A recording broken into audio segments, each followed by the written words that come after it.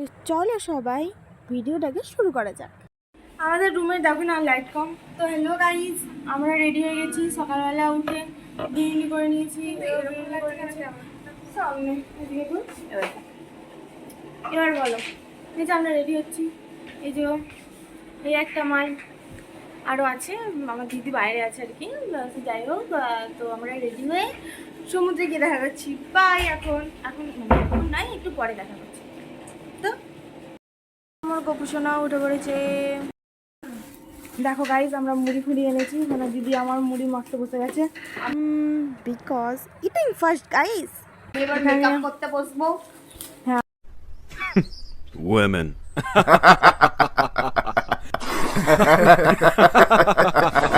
আমার এবার মেকআপ করতে বসবে।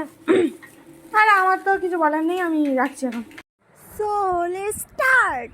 এখানে আমরা সবাই বেরিয়ে পড়েছি স্নানে যাওয়ার জন্য। আর আমি গোপাল সোনাকেও নিয়ে বেরিয়ে পড়েছি। যেহেতু আমরা কালকে সন্ধ্যাবেলা এসেছিলাম, তো সেহেতু আমাদের কিছু কাজ বাকি ছিল।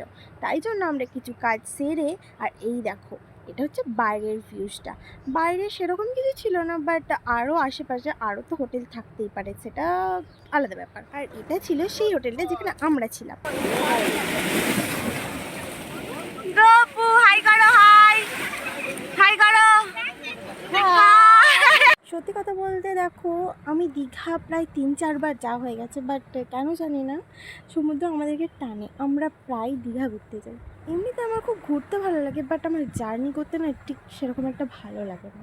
আর সত্যি কথা বলতে গোপাল সোনাকে বাড়ি নিয়ে আসার পর আমরা প্রথমবার দীঘা যাচ্ছিলাম, তাই আমি ভাবলাম যে দীঘাটা কাছে পিঠে হবে, আর আমরা গিয়ে ঘুরেও আসতে পারবো, আর গোপাল সোনাও ঘুরতে পারবে। আর এখানে আমরা সমুদ্রের জল উপভোগ করছিলাম। সমুদ্রের মধ্যে আমি তো আর ফোনটা নিয়ে যেতে পারবো না, যেহেতু আমি ভিডিও বানাতে পারবো না, তাই আমরা ডাঙার দিকেই বসেছিলাম।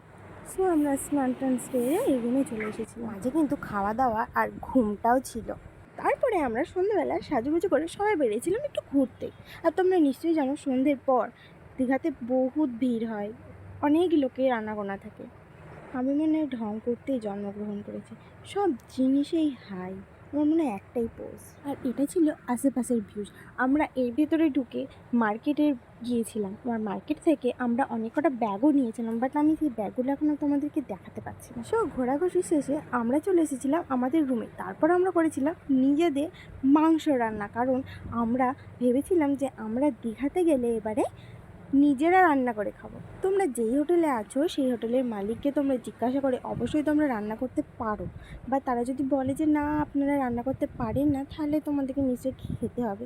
কিন্তু আমাদেরকে রুমের ভেতরে রান্না করতে দেয়নি, বাট হোটেলের বাইরে আমরা একটা জায়গায় রান্না করছিলাম। সো আমরা রান্না বান্না করি আর ঢং করি। তোমরা আমার চ্যানেলটিকে সাবস্ক্রাইব করতে ভুলো না। আজ এই পর্যন্ত, দেখা যায় নেক্সট ভিডিওতে।